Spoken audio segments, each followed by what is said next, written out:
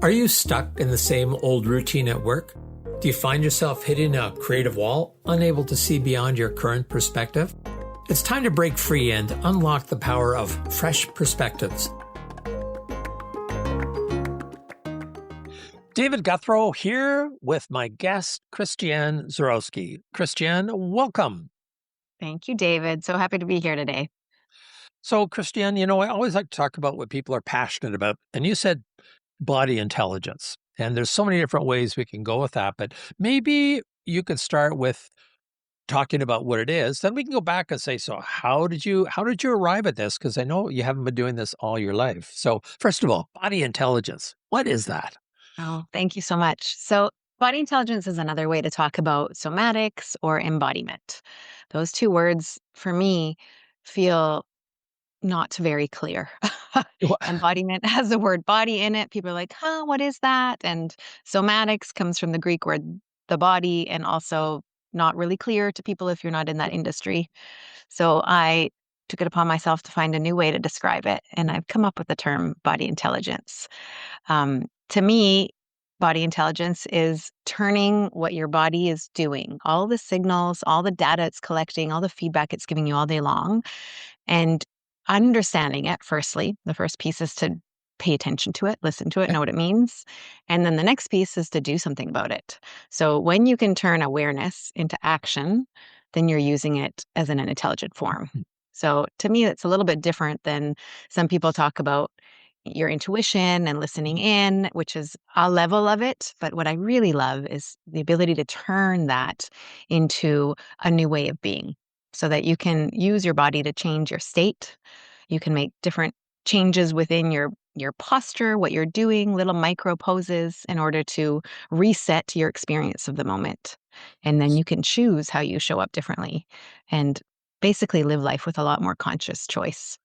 So I'm guessing that I'd like to find out more about kind of body signals you're talking about, but I would not be surprised if there was a lot of people that it's kind of like there's radio signals all around us, but we only hear them when we tune into that dial.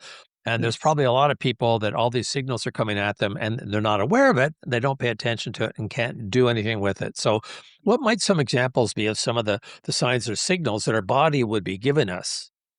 Great question. And you're so right with that description. Most of our life, we just go by ignoring it. We push through, you get a headache, for example. Maybe that headache is telling you that something is off and we pop an Advil and we keep going, right? Maybe we've been at the computer all day, we've got tense shoulders and like our face is scrunched up, we're clenching our jaw and we're like, oh, I better just go pour a glass of wine, right? And we are pushing through those signals. Those are the most obvious ones. Sometimes we find the description not so belly with stress, the description of like, oh, I was sick and like it just, ew. Those are descriptions I hear a lot with clients. I like to call it the ick quite often. So I should have paid "Eh, attention to ew." I should have paid attention to my desire to have a glass of wine at 10:30 this morning. Those kinds of things. Exactly, right? If you're really craving that 10:30, what else is happening that's requiring that? So those are some obvious ones. And then the better you get at it, you can get really granular. So an example I like to use is fear or anxiety. It's like such a global term. So you might think that, oh, I feel like throwing up when I'm anxious, but that could be the same fear as I'm going on a roller coaster and I'm about to go up and I'm excited and I love it is one kind of enthusiasm. One is, I don't want to do this. It feels gross. I don't like the people there. This is not aligned with me. Pushback. And one might be like, I'm scared. I've never done this before. And that's more of a limiting belief. And there's three really different versions. One is an excitement, one is a dread you shouldn't be there, and one is your limiting belief holding you back. And we blend them all together to think that it's just one blanket anxiety, and then we don't know what to do with it.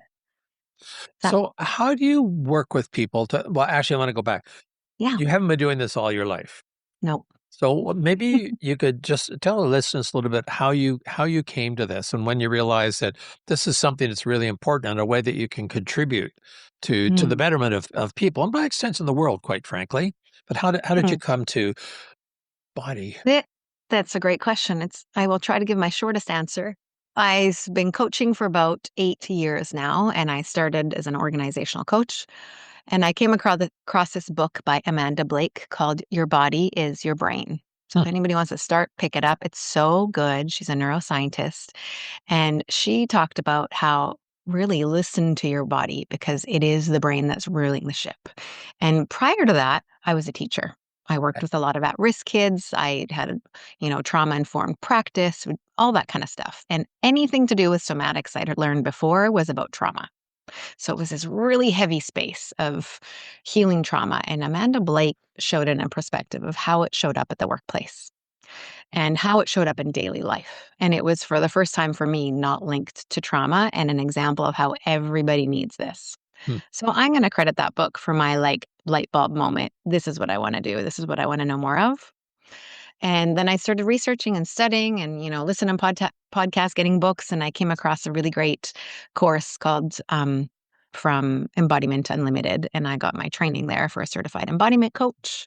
I got the fancy letters behind my name now, add them to the list. And that was wonderful training. And then what I realized is I've been doing this my whole life Hmm. and didn't know it. So I really felt like I landed where I was supposed to be. And 2 cents about that is if you've heard the word empath before, the Mhm. people that really deeply feel, that was me. Like I would see a kid's cut and see the little blood on their knee scrape, and my whole body would recoil with a feeling of like it oozing out of there. Like it was so vivid. And I eventually suppressed it because it was so intense for me that I had to turn it off. I didn't know how to manage both. And then I learned all this stuff about how our body's giving us signals and how we can use it differently. And I went, oh my God, that's what I used to do. And now I can show people how to use it in an intelligent way. So it doesn't overwhelm you. So there's a boundary to it so that it's helpful.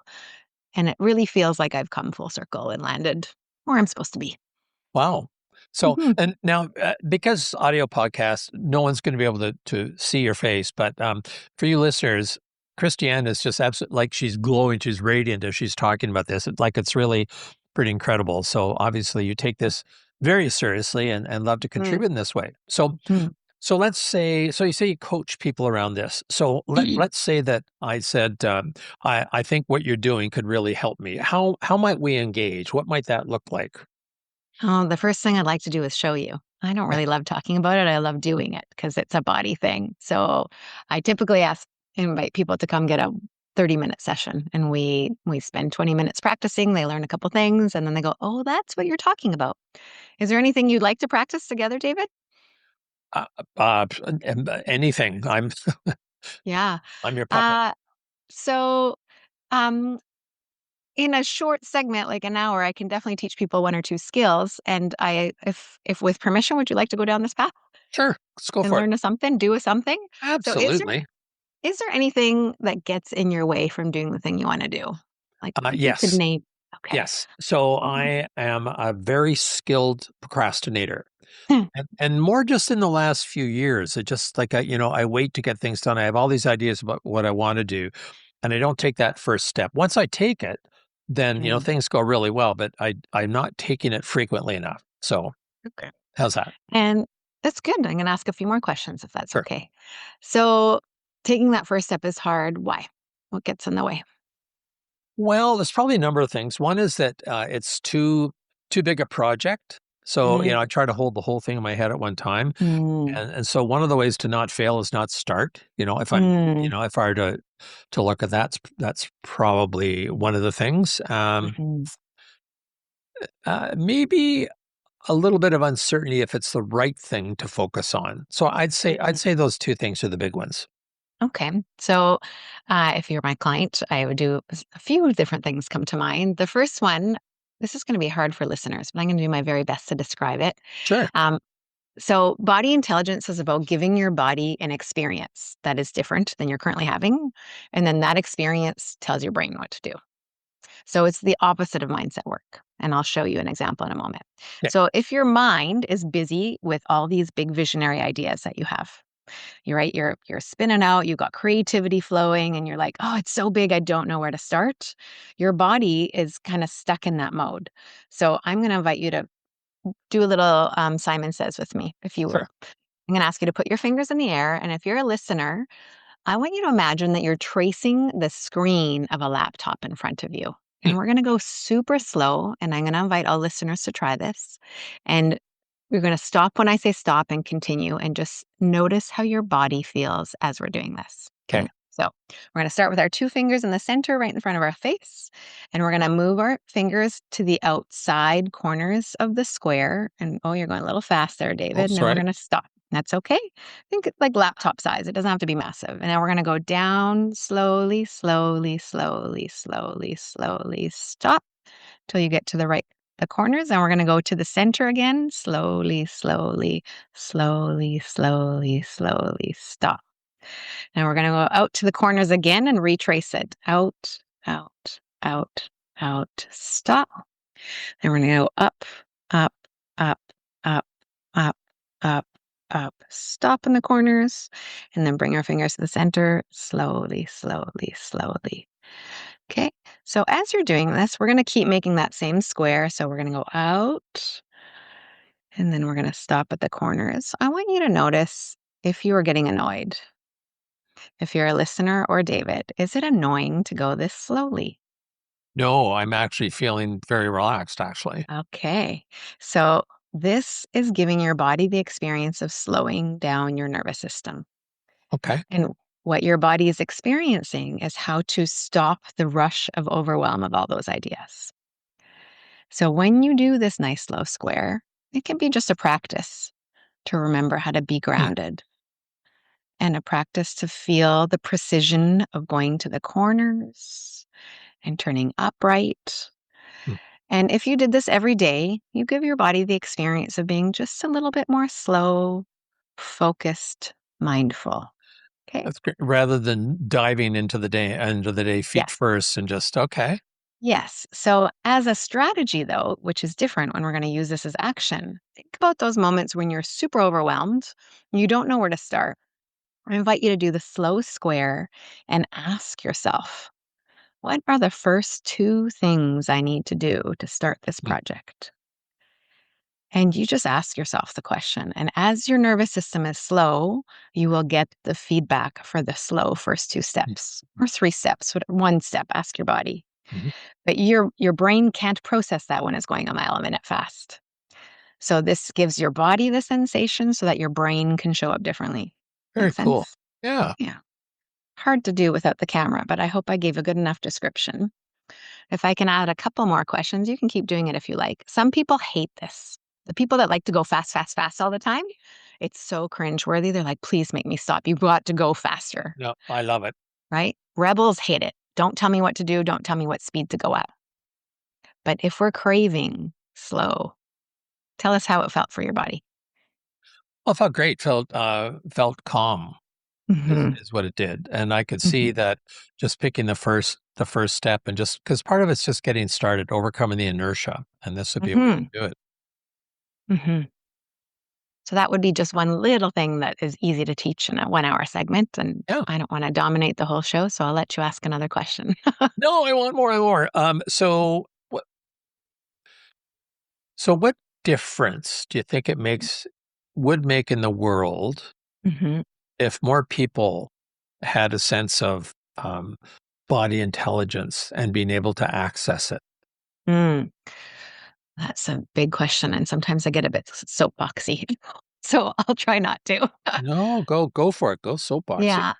In my opinion, the world right now, we're so heightened, right? Our nervous systems are up high. The media pumps out fear and awful news all the time. Mhm. Life is stressful, economy sucks, and we are not feeling grounded on a day-to-day basis. And you move out into the world where everybody else is also elevated and we pick up on other people's energies. And we're expected to have an urgency culture, write back the text, the email right now, hurry up, let's do it, let's keep going. So the nervous system continues and my hands are shaking at this frenetic rate really high up. So if we do not give our body the experience of coming back down to calm, that becomes our set point. Mm. It's just where we operate, and our sympathetic nervous system is activated, fight or flight response for those people that know those terms. And if we go through life constantly activated, the cortisol's hitting, we're not stopping it, it's really hard to come back to grounding because we've gone, I like to call it like the stress mountain. We go higher, higher, higher, higher. And then you put in a 10-hour workday and you think you're going to come down that mountain at the end of the night. No, you're going to not sleep. You're going to, need to pop a sleeping pill, have a bowl of wine, zone out on your phone, scroll, think that's going to turn off your brain, but you never came off the stress mountain. So for me, body intelligence is about coming back to your body and listening. It's about stopping often throughout your day to notice what your body's doing, just so that you don't become disembodied. Like I like to call us bobbleheads. It's almost like, we've held on to a helium balloon and we're flying, flying, flying, and our feet are off the ground and we can't get down. So having tools to bring our nervous system down in a body way, it's very practical. It's very present. You don't have to think about it. It's Mhm. less scary because you're not doing counseling and analyzing your demons from your past. It's super tangible and doable. And if the world had these skills, you get to show up with more presence. When you're present and grounded, you're a better listener, right? When you're a better listener, you can be a better team player. When you're a better team player, you're a better, collaborator, leader, spouse, family member, right? All these skills that require us to be grounded and tuned into ourselves, and so that we can be tuned into others. Otherwise, we're like in our own orbit, never really matching the other person's orbit. And we're just like these little bubbles that knock into each other throughout time and not stopping to really, truly connect. So my sense is that one of the reasons we have a lot of the stuff going on in the world that we do is a lot of it is fear-based, fear and Yeah. greed. Yeah. And, to be more in touch about when something you really need to be afraid of it versus you're at an elevated level of like you're hyper focused on things that might work against you and things like that that you feel you have to defend against things like that. So it tends to escalate. So, Mm. presumably this would be people would be, I would hope, would be less fearful or at least more willing, as you said, to listen and understand before responding or reacting. Yeah, there's so much fear-based stuff in the world, and the fear activates our fight or flight response. So that's called the sympathetic nervous system, and that makes us, I use the term elevated. So anything coming from a fear place, you're not going to be a good listener. You're not going to be connected to yourself. You're going to be operating out of fear and reactivity, like you said, instead of responsive and listening. You won't be in integrity with your values. You're just not hitting the right mark when it's fear based. So if you drop down and remove the fear as the goggles, Mhm. then everything is better. And mhm, So being very selfish here, like in mhm, addition to this slow square, mhm, which I'm doing right. right now for those people that Yeah. are listening, is there maybe one other that There, you could share with me? Selfishly, I'm yeah, asking. I don't there's care about the tons. listeners now. I'm looking for me. There's tons. So that's just a way to calm at the moment. So what are you asking? A nervous system calm thing that you can do, or what? You talked about Focus, activating yourself. Focus. a focus thing. Yeah. Um, so for you, you talked about having big ideas and needing to bring them down. When you have your big ideas, what do you notice in your body? This might be a weird question, but I'm going to try it anyway. Well, well, I'm easily distracted. So in terms of the physical aspect of it, it might be, looking at something online and then following down a path of something that's interesting, then jumping back to something else and writing something down and just making a note. And, instead of being in a focused, calm way of doing it, it's kind of frenetic energy because, Yeah. I just thought of this. I have to react immediately when it comes into my mind. So the action of my body is to do something. Okay. So you are in a frenetic energy pattern. Your ideas come out frenetically, and then your body is reactive in a frenetic way. Is that Yeah, what I'm and hearing? by the way, I'm very fun to be around when I'm like that, just to be clear. Well, it is. I mean, I don't know if you're ADHD, but it's a common quality in people with big ideas and these sparks and this imagination. And there's this idea that's going to right, like you need to medicate that and be grounded. And that's not what I'm saying at all. Yeah, Like right. that is your superpower. So if your gift is to be able to be up and exciting to be around and fun and ideas, never kill that, please. So, what I like to try to get my clients to do is find a way to balance it. So, how can you let that exist and then come to a place where you can use it to fuel action? Like, is there a completion to that freneticness, or when you know it's coming down? Well, I mean, if I get something done, like for example, if I get a memo written and sent off, that's a completion, right? So all Okay. these little completions Okay. tend to help. I think maybe better ask the question again. I don't think I'm answering it Okay. very well. Sure. Well, it's I'm asking weird questions. People don't normally think in terms of what is their body doing.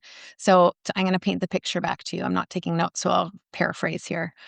When you get a big idea, all of a sudden you're kind of frenetic and you're writing stuff down. If people could see our frenetic hand gestures, this would help.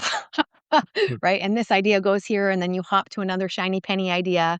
Right. So I'm getting the picture of like, maybe not Tasmanian Devil, but you know those cartoons where it's like ching, zing, zing, zing. Is that accurate? Reasonably, yeah. That Okay. Tasmanian devil has a little more hair than I do at the moment, but that's a pretty good image. Yeah. So the zinging is not is do you enjoy it or do you not enjoy it? Well, when I'm doing that's interesting. When I'm doing it, I enjoy it. Like I'm excited by it. Okay.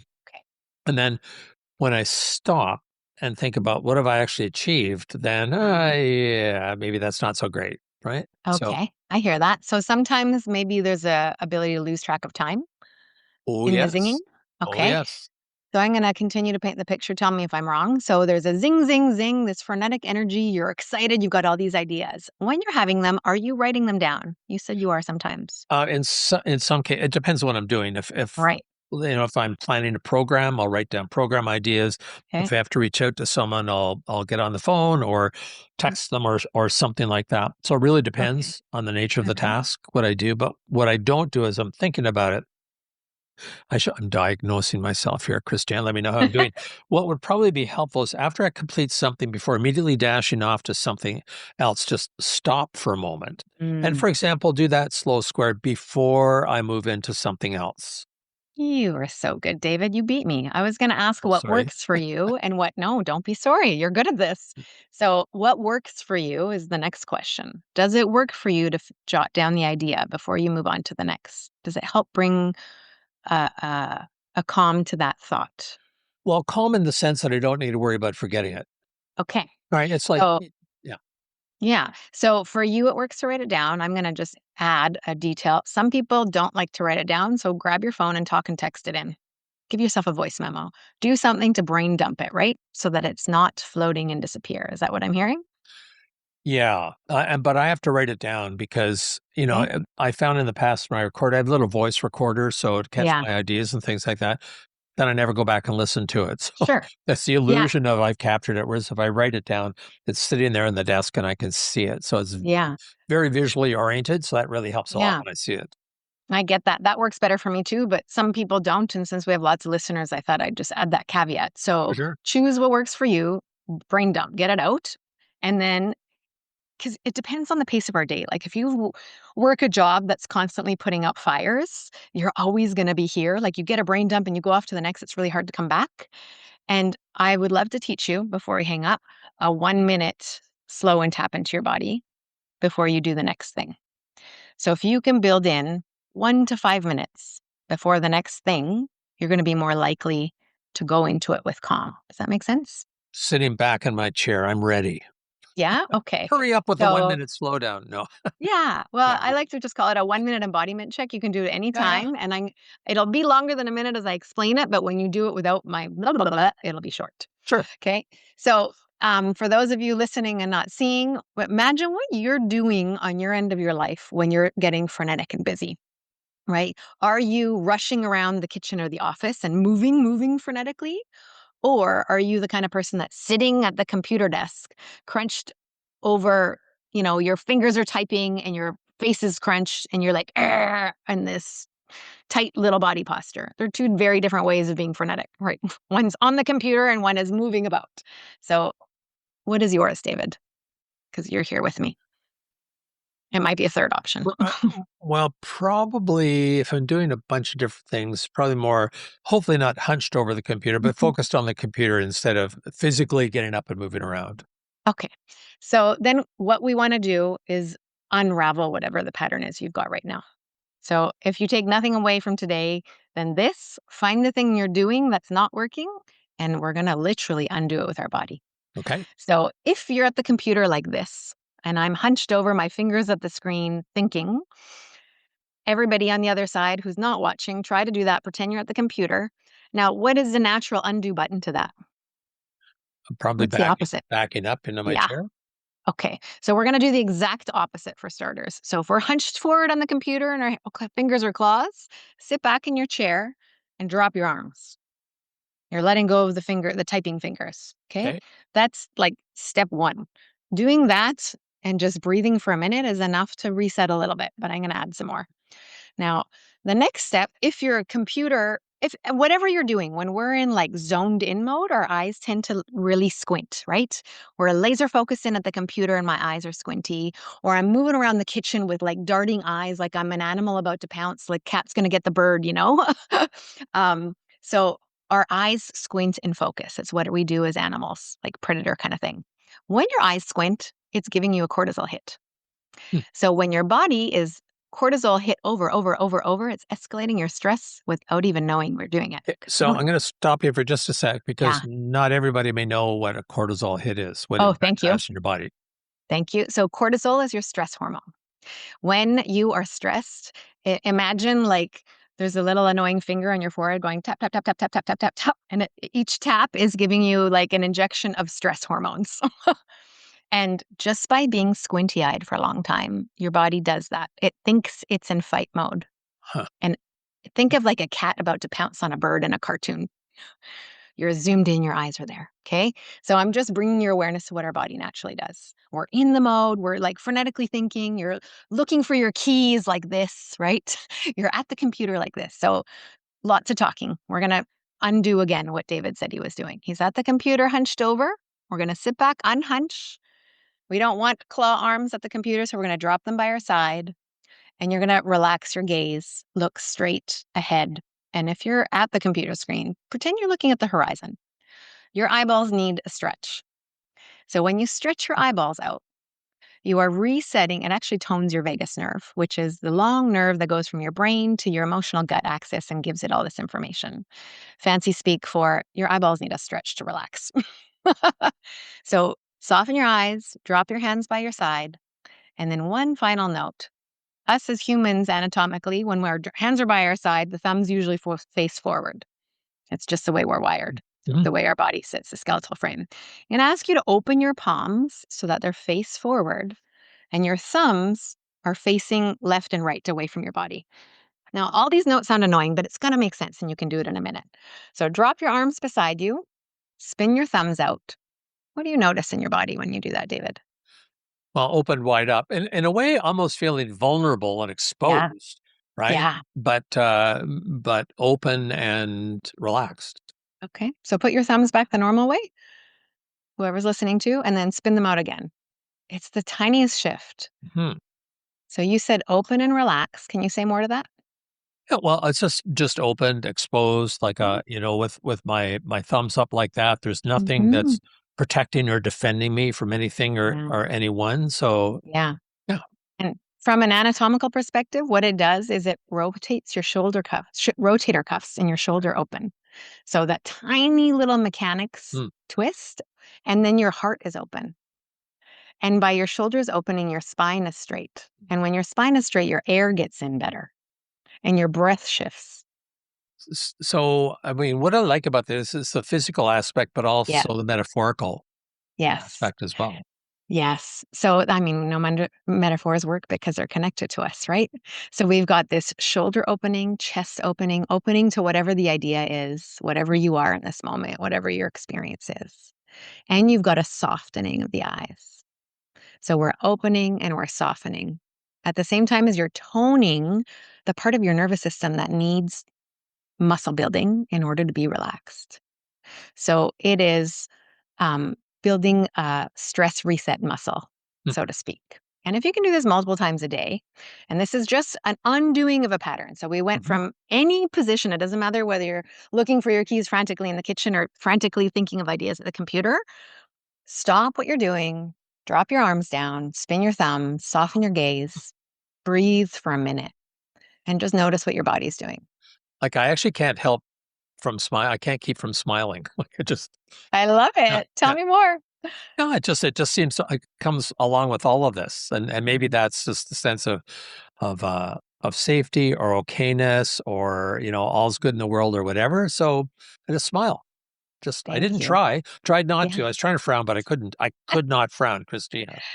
I love that you said I didn't try to, because what I love so much about body intelligence work is it's so much less effort than the other stuff we try to do. Mhm.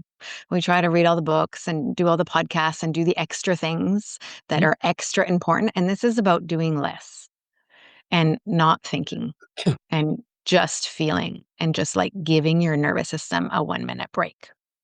So, go ahead. So I want to make sure that I put in the program notes a number of things. Yeah. The title of the book that you mentioned, Mm. the podcast that you listened to. Oh, which one? Yeah, well, it was the one that you said, or a course that you took and got certified. Oh, the course that I took. Sure. Yeah, that one, and your website and how to connect Okay. with you and all that good stuff. Yeah. Because it's been great. So if you were going to leave listeners with just a couple of thoughts, just while you're Yeah. listening or driving, doing something safe, what's one just one little action that they could take just to kind of help them remember what they've listened to Mm. today. Well, the one thing I love people to know is that life doesn't have to be as hard as we make it, Mhm. right? We're always looking to do the extra thing, the extra learning, the magic bullet that, and it doesn't have to be. We actually have all of this inside of us already. This is this is an ancient pre-wired skill set where we listen to our body that we just turned off over time, right? If if we were hunter gatherers, you need to shut up and listen to hear the animal coming through the forest, and you Mhm. need to know when the storm's coming. But we don't. And there's nothing wrong with that. We've come to this place where we have all these tools at our advantage, and some people like to moan and complain about how awful it is. But guess what? Those made our life easier. We don't have to think. We've got GPS. We don't have to hunt. So what are you going to do with the extra space? There's all that extra consciousness. And that's part of, in my opinion, where the buzz is coming from. We have all this extra consciousness. We don't know what to do with it. And it causes an anxiety kick up. Like Mhm. we have this awareness and this time to fill.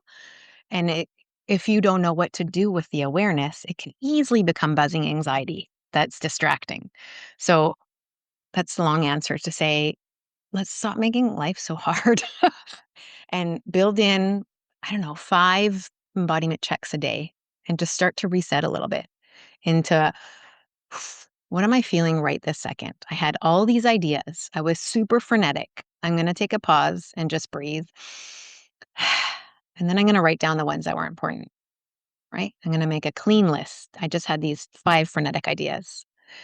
Oh, that's so much more clear than my first amazingly creative. And now I've got 5 ideas. And if you really need the focus, add the slow square. And the slow square is 1 minute, the embodiment check's 1 minute. That's literally 2 minutes of your day. You don't need to go to a yoga class or a walk in nature, which are all great, but hard to get to. It's 1 minute at your desk, multiple times a day.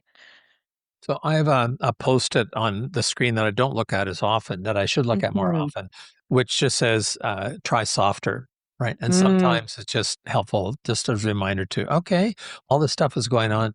Try softer, and a couple of ways to yeah, do that are the square, and yeah, the soft eyes, the sitting back, the arms by the side, yeah, thumbs out, all that kind of stuff. So yeah. Yeah, if I can add, I could talk forever. I'm gonna add one more little thing. So these are 2 little things, small, and they're not little, they're actually really impactful. 2 small, simple steps you can integrate. Body intelligence, I like to say, is like hitting the undo button on all of those bad patterns we've taken up through life. And, it can be something like, I have a hard time accepting compliments and I recoil. I had one client that, would recoil backwards, and her little somatic cue was to slide her foot forward under the table, or mm, just take one step forward when somebody gave her and then say thank you. And that oppositional somatic cue that your body's saying, nope, we're going to show up the opposite, allows you to be different. So it's these nice. mindful, conscious little undo buttons that we can build in all the time. And they're so powerful to just, okay, going to be different now. Christiane, thank you Mm. so much for being my guest here today. I've got a lot that certainly I'm going to use, and I hope that my listeners are as well, and that maybe they could just think about what's the first undo button that Yeah.